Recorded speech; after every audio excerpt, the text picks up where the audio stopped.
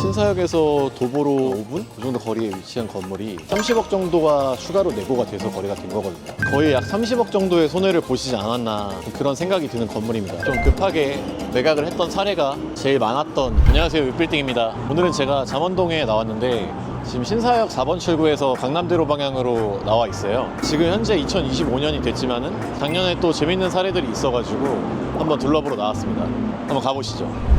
네, 아까 제가 신사역 대로변으로 좀 걸어와가지고 강남대로의 이제 대로변에 위치한 건물인데 잠원동 스타벅스 되게 유명하신 분의 건물이죠.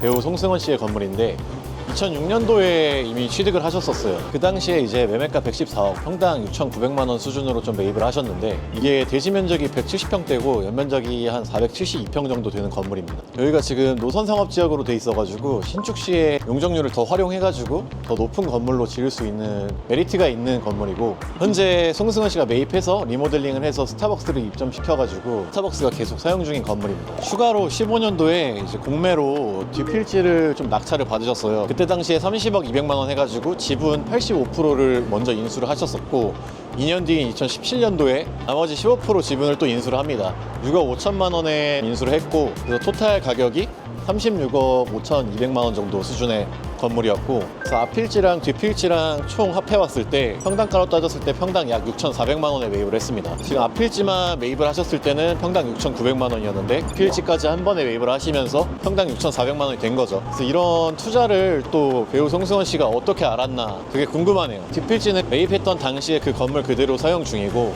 추후에 매각을 하시게 된다면은 그 건물을 명도하는 조건이나 아니면은 신축을 해서 매각을 하실 걸로 보여집니다. 부동산 투자는 제일 중요한 게 입지잖아요. 입지도 정말 탁월한 선택을 하신 것 같고, 뒷필지를 추가로 매입하신 거를 봤을 때는 이거는 꾼인 것 같습니다. 앞필지 뒷필지를 해가지고 대지 면적이 약 233평 정도가 되는데 규모의 건물로 신축을 하게 된다면은 오피스 빌딩이나 메디컬 업종들이 상당수 임차할 수 있는 입지에 위치해 있는 걸로 보여집니다. 그래서 또 바로 뒤에 보시면은 멀버리힐스라고 분양 당시에 좀 되게 핫했던 그런 주상복합 건물이 있어요. 또 한번 보러 가시죠.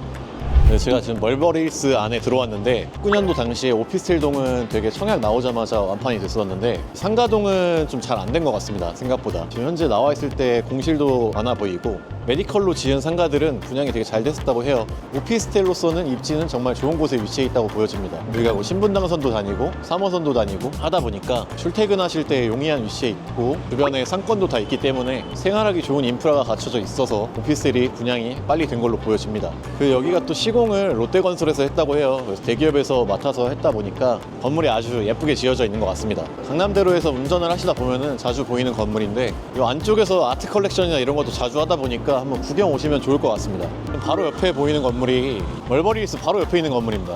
KCC 건설에서 20년 8월에 매입을 했던 건물이고 KCC에서 사옥으로 좀 쓰고 있고 1층에는 하나은행이 들어가 있습니다. 매입가는 1,592억 정도, 평당 1억 7천에 매입을 하셨습니다. 대지 면적은 921평이고 연면적은 4,938평 정도 나오는데 1979년도에 준공이 됐다 보니까 아무래도 안에는 좀 노후화된 부분이 있을 것 같습니다. 지하 3층부터 지상 10층짜리 규모의 건물인데 요 KCC 건설에서 건설업을 하다 보니까 요즘 계속 건설업이 안 좋다 이런 말들이 있잖아요. 24년도에 이 건물을 담보로 해가지고 사업을 연장하고 있다 이런 언론의 기사가 계속 나고 있었는데, 그래도 2020년도보다는 시세가 많이 올랐으니까 아무래도 다시 시장에 건물을 내놨을 때는 담보로 제공한 융자보다 더 차익을 보실 수 있을 것 같습니다. 이 대로변에 HY 빌딩이라고 해가지고 한국 야구르트에서 매입한 건물이 또 있잖아요. 제가 아침에 하루 야채를 좀 많이 시켜 먹는데 그 한국 야구르트가 강남대로의 빌딩을 가지고 있다는 게 참 놀랐습니다. 그리고 또 현대제철 부지가 되게 핫했었는데 그게 코로나 때 현대제철에서 유동성이 좀 부족해서 매각을 했던 건물인데 지금 오피스 빌딩으로 열심히 올라가는 중입니다. 강남대로와 도산대로는 부동산 하면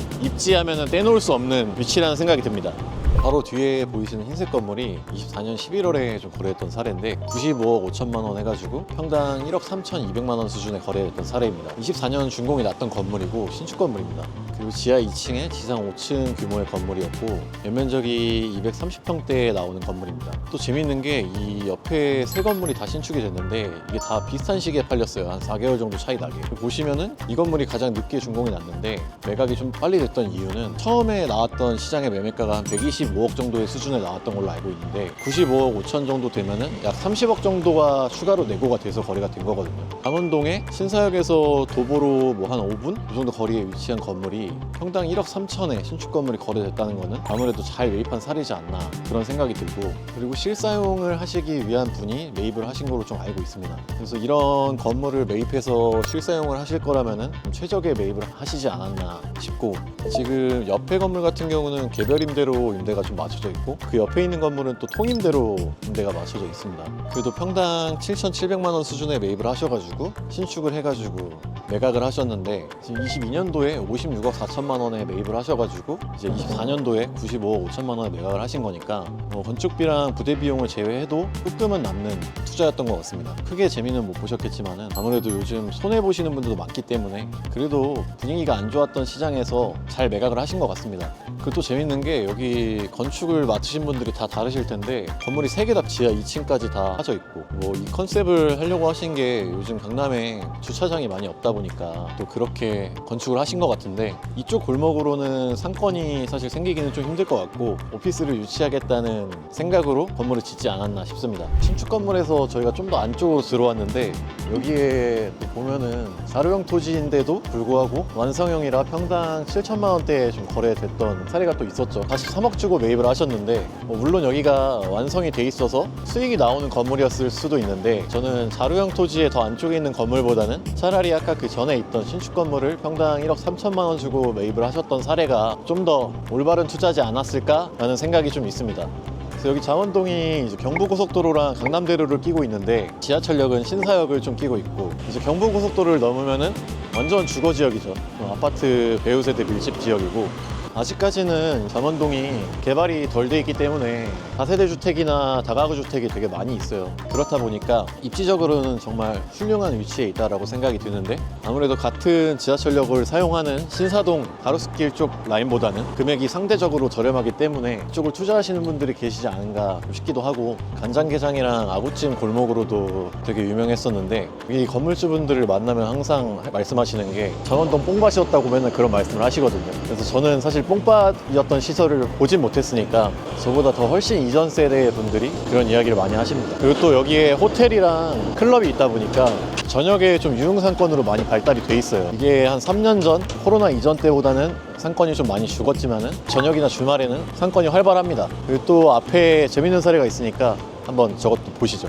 지금 바로 뒤에 있는 건물이 24년 10월 달에 182억에 거래가 됐던 사례인데 평당가로 쳤을 때는 평당 1억 7천 초반대인데 지금 이 건물이 현재 리모델링 공사를 하고 있습니다. 약 4개월 뒤에 공사가 완료될 예정인데 과연 또 어떤 건물이 나올지 되게 궁금합니다. 그러니까 위치적으로는 엄청 좋아요. 지금 대로변에서 들어와가지고 하나 이면인데, 그리고 또 북도로 코너를 끼고 있고 지하 1층에서 지상 5층까지 다 지어져 있던 건물입니다. 연면적은 300평대가 나오는 건물인데 이제 리모델링을 하는 게 사실 신축하는 것보다는 건축비나 기간, 금융비를 따졌을 때도 메리트가 있다고 판단을 해서 리모델링 공사를 하시지 않나 그런 생각이 드는 건물인데, 이 건물이 또 2년마다 거래가 됐어요. 20년도 7월 달에 125억에 거래가 됐고 22년 8월 달에 200억에 거래가 됐습니다. 그리고 24년 10월 달에 182억에 거래가 된 건데 지금 전 건물주분은 200억에 매입하시고 182억에 매각을 하신 건데 약 2년을 보유하시고 8억을 손해보고 매각을 하신 거니까 뭐 취득세나 중개수수료나 금융비용, 기타 부대 비용을 다 했을 때 거의 약 30억 정도의 손해를 보시지 않았나 그런 생각이 드는 건물입니다. 이게 역에서 하나 이면에 도로도 10m, 8m 코너에 위치해 있고 국도로를 끼고 있는데도 손해를 보시게 된 거는 아무래도 보유하시면서 금융비가 많이 부담스럽지 않으셨나 좀 그런 생각도 들고, 시장 경기가 안 좋아졌다 보니까 손해를 보시고라도 매각을 하지 않았나 그런 생각이 듭니다. 그리고 또 바로 앞에 신축되어 있는 건물이 있는데 저 건물도 매각이 됐어요. 그래서 그 건물도 한번 보실까요? 바로 뒤에 있는 건물이 24년 11월에 매각됐던 사례입니다. 137억 해가지고 평당 1억 8천 초반에 거래가 됐던 사례고 지하 1층부터 지상 5층까지 지어져 있던 건물입니다. 이 건물도 처음에 나왔던 금액보다는 더 내려와서 거래가 됐던 사례지만은 앞에 아까 리모델링 공사를 하고 있던 건물이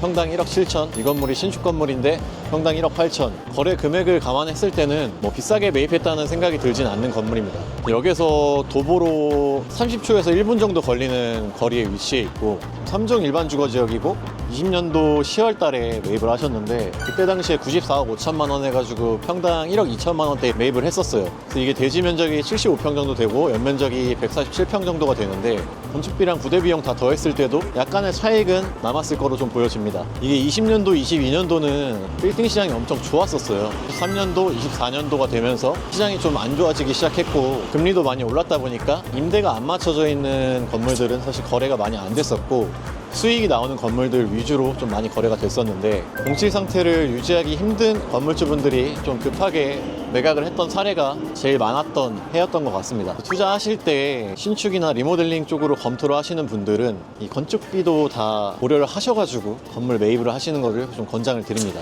그래서 오늘은 제가 잠원동 상권에 좀 나와봤는데 다음에는 또 더 좋은 유익한 컨텐츠로 찾아뵐 수 있도록 하겠습니다. 구독, 좋아요는 제 컨텐츠 제작에 힘이 됩니다. 요즘 독감이 되게 유행이라고 하는데 다들 독감 조심하시고요.